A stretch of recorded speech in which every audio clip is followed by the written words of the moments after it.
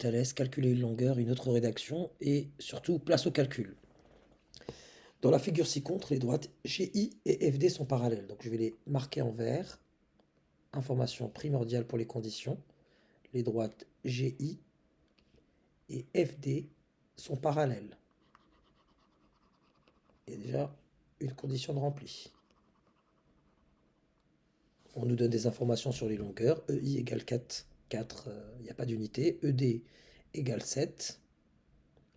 Donc j'indique ça sur mon dessin. Donc de E à D,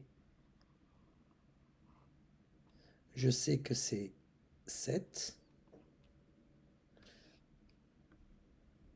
De E à I, donc le petit côté de E à I, je sais que c'est 4. Je le note donc. Et enfin, on me donne GI. Je l'indique également. Donc de G à I, c'est 5. Très bien. Complète pour calculer la longueur FD. Donc on cherche la longueur FD. Vous remarquerez que GI a pour côté homologue FD. Donc GI a pour côté homologue FD, donc je le mets en vert également. Là, on a affaire à une autre rédaction. Les triangles EGI, donc EGI, on va le dessiner. Donc le triangle EGI, c'est-à-dire le petit triangle EGI. Donc on commence par citer les triangles EGI. Voilà. Et le grand triangle, c'est quoi? C'est EG. Non, c'est plutôt EFD. Voilà. EFD. Il faut vraiment être capable d'extraire rapidement les triangles de cette configuration. Il y a un petit triangle là.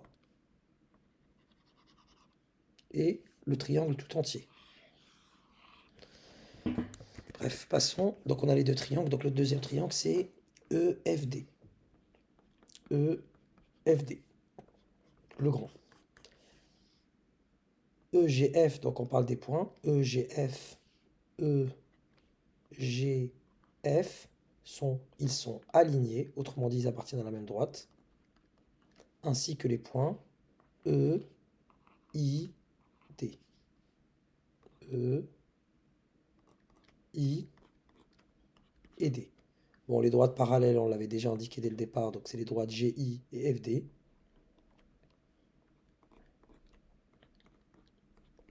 Et FD.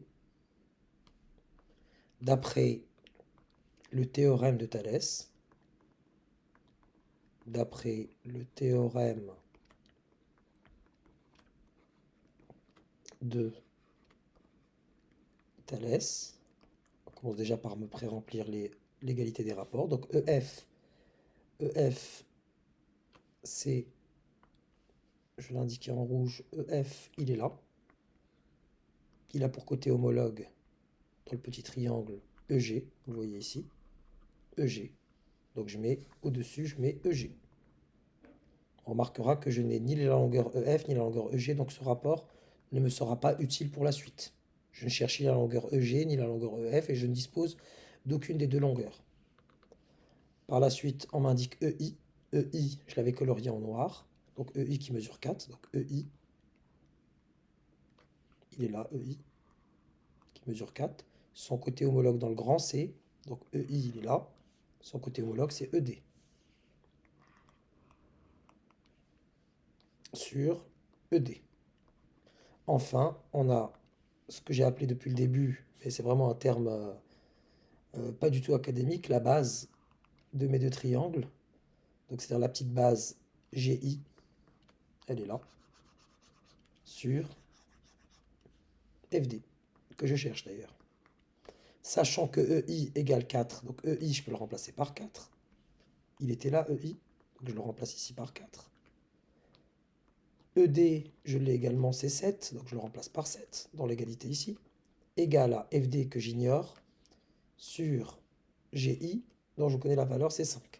Cela me donne alors 4 septièmes égale à 5 sur FD, et là, on est quand même habitué au produit en croix maintenant.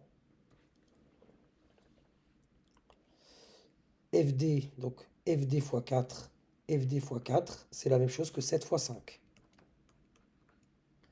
Donc FD tout seul, c'est 7 fois 5 divisé par 4. 7 fois 5 divisé par 4. On peut directement y aller, hein.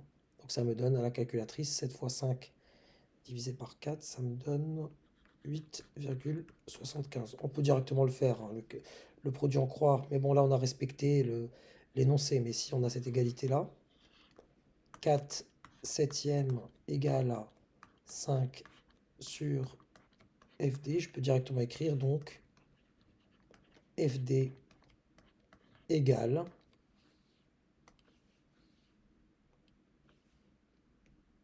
5 fois 7 divisé par 4 qui va me donner FD. Donc là, 5 fois 7 divisé par 4 qui me donnera bien entendu 8,75.